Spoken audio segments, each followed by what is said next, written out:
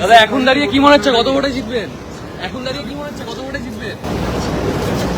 রাজ্য সরকার হয়ে গেছে, মুসলমান ভোট দিয়েছে তৃণমূলকে, হিন্দু ভোট দিয়েছে বিজেপি। হিন্দুরা তো বেশি, আমরাই বেশি। আচ্ছা, শুভেন্দু অধিকারী 165 প্লাস হবে। All Hindus are united in favor of Hindu. মোদীজির জয়, পশ্চিমবাংলার জনগণের জয়। 65টা সিটে কমফোর্টেবলি এগিয়ে আছে গোটা রাজ্যের। আর নন্দীগ্রামে আমার থার্ড রাউন্ডের শেষে আমার লিড আছে 6777, অ্যাপ্রক্স 7000।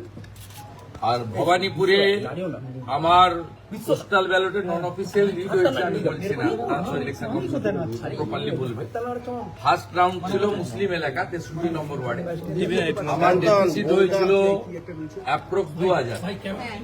সেকেন্ড রাউন্ড ছিল হিন্দু এলাকা, আমিও 2000 কভার করেছি। 2200 ভোটে আমি ভবানীপুর অ্যাসেম্বলি থেকে মমতা ব্যানার্জি। আমার সেকেন্ড রাউন্ডে 4500 মতো লিড হয়েছে, thanks to every Hindus, those who are cast in favor of me in ward number 63.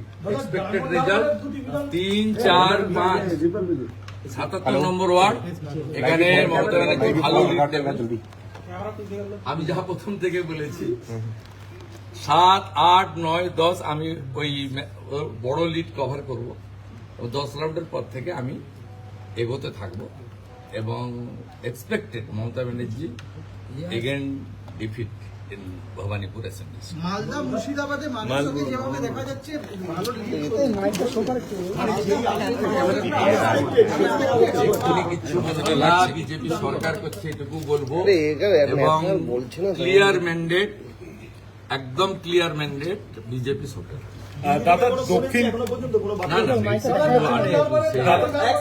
দক্ষিণ কলকাতায় আপনার স্বপন দাশগুপ্ত, তিনিও অনেকটা লিডে রয়েছে তৃণমূলের গড়ে কি এবার কার্যত শিক্ষিত